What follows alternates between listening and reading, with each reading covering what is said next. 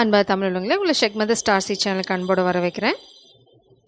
நாம் இப்போ பார்க்க போகிற ரீடிங் என்ன அப்படின்னா, உங்களோட பர்சன் உங்களை பற்றி என்ன நினச்சிட்ருக்காங்க, உண்மையில் என்ன நினச்சிட்ருக்காங்க, உங்கள் மேலே என்ன ஒப்பீனியன் இருக்குது அப்படின்னு தான் பார்க்க போகிறோம்.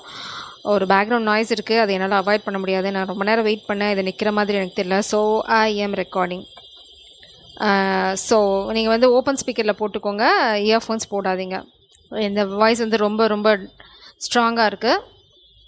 But I am not stopping. உங்கள் வாழ்க்கையில் நீங்கள் நேசிக்கிறவங்க உங்களை பற்றி என்ன மாதிரி ஒப்பீனியன் வச்சுருக்காங்க. வெளியில் 1000 சொல்லலாம், பட் உள்ளுக்குள்ளே என்ன ஒப்பீனியன் இருக்குது அப்படின்னு பார்க்கலாம். ஃப்ளிப் ஆகுது. You are my first and only love. இது வந்து ஃப்ளிப் ஆகுது. மேபி வந்து ஒரு உண்மையான காதல் நீங்கள் தான். அது வந்து அவங்க உங்ககிட்ட சொல்ல நினைக்கிறாங்க, ஆனால் தயக்கம் அவங்கள தடுக்கிறதா இருக்கலாம். இல்லைனா வந்து ஒரு சுச்சுவேஷன் காரணமாக இது அவங்க உங்ககிட்ட சொல்லாமல் இருக்கலாம். மேபி உங்களை வந்து எங்கேயாவது வெளியில் கூட்டிகிட்டு போகணும், ஒரு டேட் நைட்டு கூட்டிகிட்டு போகணும், அந்த மாதிரி ஐடியாஸ் இருக்கலாம். ஆனால் ஏதோ ஒரு தயக்கம், ஒரு மேபி ஷைனஸாக கூட இருக்கலாம். அவங்களுக்கு இந்த மாதிரி பேசி இந்த மாதிரி கேட்டு பழக்கம் இல்லாமல் இருக்கலாம். இல்லைனா நீங்கள் அப்படின்னா அது ரொம்ப ஸ்பெஷல். அந்த மாதிரி ஒரு என்ன சொல்கிறது, வல்னரபிலிட்டி அப்படின்னு சொல்லுவாங்க. அந்த ஒரு தயக்கம்னால அவங்களுக்கு உங்ககிட்ட சொல்கிறது வந்து சாத்தியப்படலை இன்ன வரைக்கும். பட் அதுதான் அவங்களோட ஓவரால் ஒப்பீனியனாக இருக்குது. எங்கேயாவது உங்ககிட்ட போய் உட்காந்து அப்படியே மனசு விட்டு தனிமையில் பேசணும் அப்படின்னு ரொம்ப நாளாக நினச்சிட்ருக்காங்க. ஆனால் அது இன்னும் நிறைவேறலை. அது சொல்கிறதுக்கான தைரியமும் இன்னும் அவங்களுக்கு வரல.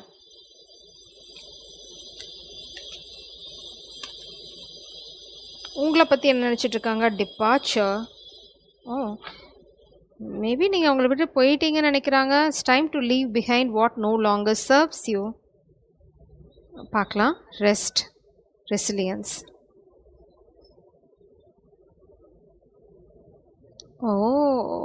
This is a different story.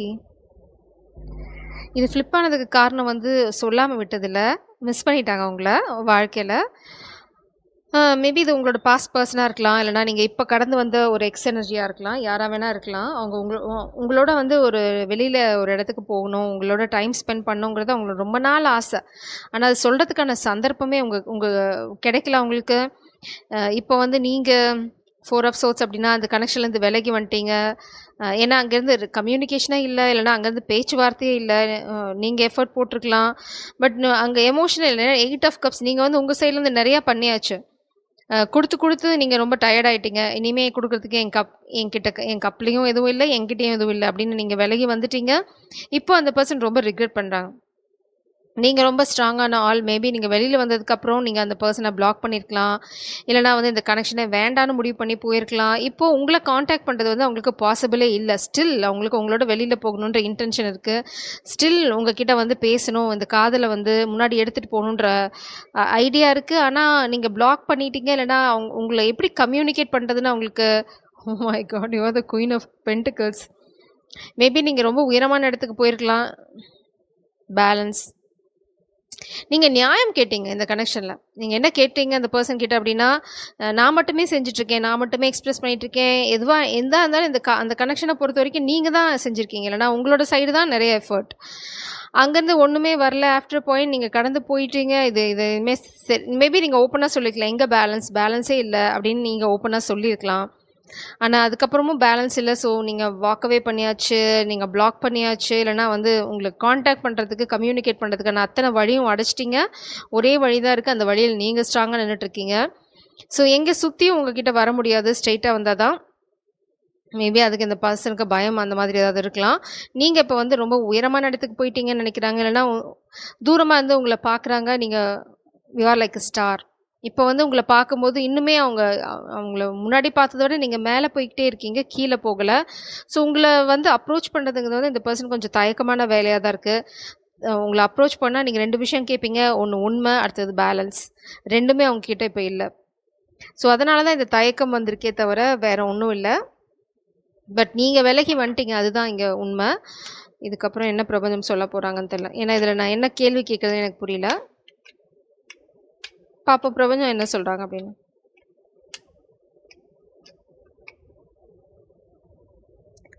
ரீமீட். நான் சொல்லலை, உங்களை திரும்ப பார்க்கணும் அப்படின்னு நினைக்கிறேன். எக்ஸாக்ட் எனர்ஜி இங்கே பாருங்கள், சேம் எனர்ஜி.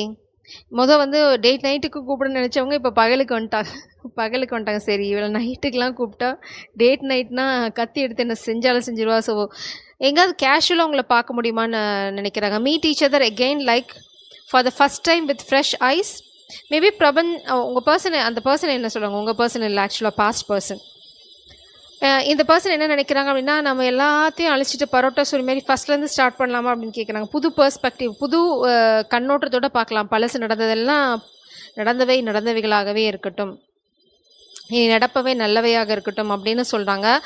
மேபி ரொம்ப ஃபார்மலாக எங்கேயாவது மீட் பண்ணலாமா? இல்லைன்னா ஏதாவது காமன் பிளேஸில், இல்லைனா ஏதோ ஒரு பொது இடத்துல கூட நம்ம மீட் பண்ணலாம். ஒன்றும் பிரச்சனை இல்லை. ரொம்ப ஃப்ரெஷ்ஷாக ஸ்டார்ட் பண்ணலாமா, பண்ண முடியுமா அப்படிங்கிறது அவங்க இனிமேல் உங்ககிட்ட கேட்குற கேள்வியாக இருக்கலாம். உங்களை காதலியா ஒரு என்ன சொல்கிறது, ஒரு டேட் நைட்டுக்கு கூட்டிகிட்டு போகணும்னு நினச்சவங்க இப்போ அது வந்து நடக்காது அப்படின்னு தெரிஞ்சதுனால, இல்லை அதுக்கு வாய்ப்பு இல்லை அப்படிங்கிறனால உங்களை சாதாரணமாக மீட் பண்ணி இதை வந்து திரும்ப நம்ம இந்த அணைஞ்சு போன விஷயத்த திரும்ப உயிர்ப்பிச்சுக்க முடியுமா அப்படின்னு நினைக்கிறாங்க. அதனால தான் என்ன பேக்ரவுண்டில் இவ்வளோ நாய்ஸ். மேபி இந்த பர்சன் வந்து உங்ககிட்ட வரத்துக்கு நிறைய தடைகள் இருக்கலாம், நிறைய சலசலப்புகள் இருக்கலாம். நீங்கள் கதவை சாத்திட்டீங்க, அட்லீஸ்ட் விண்டோ ஓப்பன் பண்ண முடியுமான்னு கேட்குறாங்க. இல்லைனா வந்து இந்த பர்சன் வரத்துக்கு ஏதாவது பிளாக்கேஜ் இருந்தது அப்படின்னா மேபி அவங்க விண்டோவை திறந்து குதிச்சு வரத்துக்கு வாய்ப்பு இருக்குது. ஸோ லிட்டரலாக சொல்கிறேன். இல்லைனா வந்து ஏதாவது தடைகள் இருக்குது அப்படின்னா நேராக அவங்கக்கிட்ட வர முடியாது. இந்த மாதிரி நேராக வந்து அவங்கக்கிட்ட கேள்விகள் இருக்கும். மேபி வேறு ஏதாவது ஒரு விதத்தில் உங்ககிட்ட வர முடியுமான்னு பார்த்துட்ருக்காங்க. ஸோ அதனால தான் இங்கே விண்டோ இருக்குது. இன்டர்வோவன் growth like 3 rings each year deepens your bond, marking shared time and depth. So இந்த பர்சன் வந்து நீங்கள் அவங்களோட ஷேர் பண்ண அந்த மொமெண்ட்ஸ், இல்லைனா வந்து உங்களோட சேர்ந்து இருந்த அந்த தருணங்கள், அந்த வாழ்க்கை ஏதோ ரொம்ப ஷார்ட் பீரியடாக கூட இருக்கலாம். ஆனால் அந்த அந்த டைம் வந்து அவங்க வாழ்க்கையில் ஒரு மாற்ற முடியாத ஒரு இம்பேக்டை, ஒரு அதிர்வலையை உருவாக்கிருச்சு. இது வந்து நீங்கள் சேராமையே போனாலும் நீங்கள் அந்த பர்சனோட வாழ்க்கையில் உருவாக்குன அந்த ஒரு தடயம் வந்து அழியவே அழியாது. அந்தளவுக்கு ஒரு ஆழமான இம்பேக்டை நீங்கள் அந்த பர்சனோட வாழ்க்கையில் உருவாக்கியிருக்கீங்க. இந்த பர்சனுக்கு நீங்கள் தான் முழுமதி பார்த்திங்கன்னா எல்லா இடத்துலையும் இருக்குது. ஒரு அழகான, ரொம்ப கூலான, அதே சமயம் ரொம்ப இன்ட்யூட்டிவான, அவங்க இந்த மாதிரி ஒரு பர்சனை வாழ்க்கையில் பார்த்ததில்ல. இப்போவும் அவங்க வந்து பார்க்குறாங்க. நீங்கள் தான் சூரியன். அவங்க சூரியனா இட்ஸ் லைக் ட்வின் ஃப்ளேம் ஜேர்ன், இல்லைனா நீங்கள் தான் அவங்களோட சோல்மேட் அப்படிங்கிறது அவங்களுக்கு புரியுது. ஐ திங்க் இந்த ஜாப்பனீஸ் கல்ச்சரில் தான் நினைக்கிறேன். உடஞ்ச பாத்திரத்தை வந்து கோல்டு போட்டு லிட்டரலாக 24 கேரட் போட்டு ஒட்டி அதை வந்து ரிப்பேர் பண்ணி அதை வந்து ஒரு மாஸ்டர் பீஸாக ஆக்குவாங்க. அந்த மாதிரி நம்ம பண்ண முடியுமா இந்த காதலை? ஏன்னா உடஞ்சி போய் ஒட்டுறதுல இன்னொரு அழகு இருக்குது. அது வந்து உடஞ்சி போனதாகவே ஏன் விடணும் அப்படின்னு கேட்குறாங்க. ஒரு புது ஆரம்பம் இருக்குமா அப்படின்னு கேட்குறாங்க. கண்டிப்பாக இந்த பர்சன் திரும்ப உங்ககிட்ட வருவாங்க. நீங்கள் மேலே போக போக இந்த பர்சன் வந்து இன்னுமே உங்களை ஆழமாக நேசிக்க ஆரம்பிக்கிறாங்க. ஏன்னா அவங்க எதை மிஸ் பண்ணிட்டாங்க அப்படிங்கிறது வந்து ஓ மை காட், இந்த பர்சனோட காதல் வந்து ரொம்ப ஆழமாக இருக்குது. இப்போ ப்ரெசன்ட் எனர்ஜி உங்ககிட்ட கம்யூனிகேட் பண்ணணும்னு நினைக்கிறாங்க. கம்யூனிகேஷன் நிச்சயமாக இருக்குது. இப்போ அவங்க தைரியத்தையாவது நான் எடுத்தோடனே வந்து அவங்க எல்லாத்தையும் அப்படியே உடச்சி பேசாமல் நீங்கள் கேட்குற கிளாரிட்டி வந்து ஃபஸ்ட் கம்யூனிகேஷன்லேயே வரப்போகிறதில்ல. பட் கொஞ்சம் கொஞ்சமாக ஆரம்பிக்க போகிறாங்க. ஏன்னா இந்த பர்சன் அவங்களோட காதலோட ஆழத்தை உணர ஆரம்பிச்சிட்டாங்க. ஜகிள் பண்ணியிருக்காங்க பாஸ்டில். அவங்க வந்து ரொம்ப முட்டாள்தனமாக இப்போ அவங்கள பார்க்குறாங்க. ஒரு you are this, oh my God. இந்த person, oh my God, again moon. நீங்கள் ரொம்ப ரொம்ப இன்ட்யூட்டிவான பர்சன். எவ்வளோ தடைகள் வந்தாலும் அதை தாண்டி வரதுக்கு அவங்க இப்போ தயாராக இருக்காங்க. என்ன பார்க்குறாங்க அப்படின்னா அவங்கள வந்து அவங்க ரொம்ப ஒரு பீஸ்ட் மாதிரி பார்க்குறாங்க. அதாவது ஒரு கொடூரை நான் வந்து, ஆனால் நீ வந்து ரொம்ப ஜென்டிலான ஒரு ஜீவன். இந்த பியூட்டி நீ தான், அந்த பியூட்டி, அந்த ஸ்டோரியில் வர பியூட்டி நீ தான், நான் தான் அந்த பீஸ்ட் அப்படின்னு சொல்கிறாங்க. ஏன்னா எங்கேயும் அந்த மாதிரி ஒரு டிராகன் தான் இருக்குது. ஆனால் இந்த பீஸ்ட்டுக்கு அந்த பெண் மேலே இருந்தது வந்து ரொம்ப ரொம்ப அசைக்க முடியாத ஆழமான காதல். அதை எப்படி எக்ஸ்ப்ரெஸ் பண்ணுறதுன்னு தெரியாமல் அதை உடைச்சிட்டாங்க. அதே மாதிரி தான் இந்த பர்சனும் எனக்கு உண்மையில அந்த காதலை வந்து நான் ஒத்துக்கிறதுக்கே எனக்கு தெரியல, எப்படி பண்ணுறது எனக்கு தெரில, நான் உடைச்சிட்டேன், அது உடைக்கிறதுல நான் உன்னையும் சேர்த்து உடைச்சிட்டேன் அப்படின்றாங்க.